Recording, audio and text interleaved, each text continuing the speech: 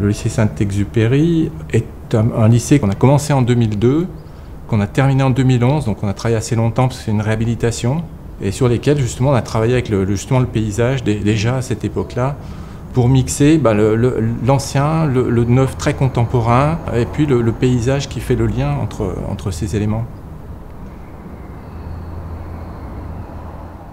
Quand les architectes ont fait leur proposition finale, il est apparu que les espaces verts extérieurs feraient l'objet d'un arrosage et d'un entretien d'arrosage uniquement avec la récupération des eaux de pluie.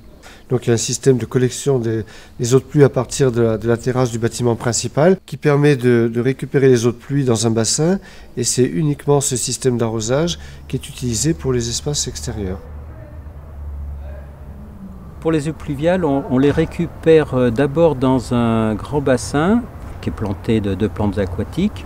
Donc c'est un grand volume puisqu'il fait une quarantaine de mètres cubes. Ce bassin était nécessaire pour recueillir rapidement une masse d'eau qui arrivait par les toitures dans le cadre d'un gros orage, pour pouvoir la récupérer pour de l'arrosage automatique sur nos plantations. Mais ce bassin aussi permet d'être un frein à la puissance d'arrivée d'eau de la canalisation unique qui récupère toutes les eaux pluviales de la toiture. L'enjeu vraiment, c'est l'infiltration en fait. On a des réseaux qui sont assez vieux finalement, dans lesquels on a beaucoup d'eau usée qui circule, on a aussi beaucoup d'eau pluviale et de plus en plus d'eau pluviale parce qu'on imperméabilise partout. Et ces réseaux-là, ils saturent. L'eau de pluie maintenant, avec tous les sols très urbanisés, très imperméabilisés, ça ruisselle. Quand ça ruisselle, on sait maintenant que ça se charge en polluants.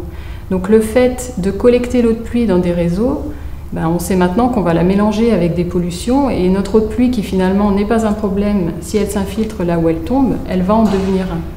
Donc l'idée maintenant, c'est vraiment de ne plus envoyer l'eau de pluie dans ces réseaux-là et de les infiltrer. C'est un tuyau à ciel ouvert quelque part.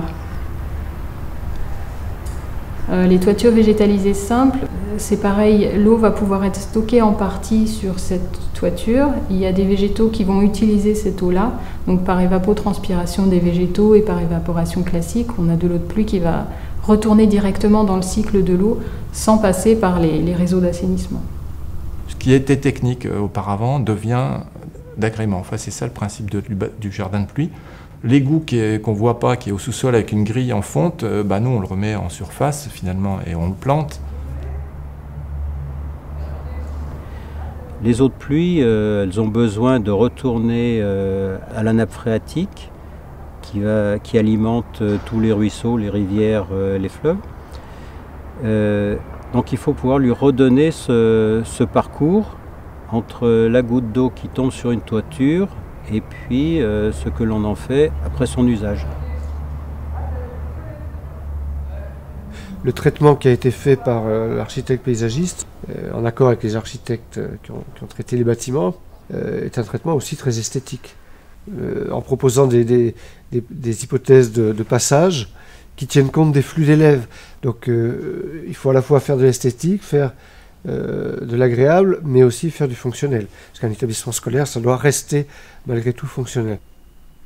Quand on voit les élèves se déplacer dans les espaces, c'est relativement paisible.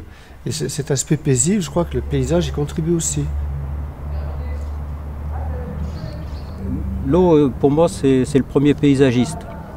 Le révélateur de tout un fonctionnement de paysage, d'un fonctionnement même de société, des voiries, des villes, leur implantation, leur évolution.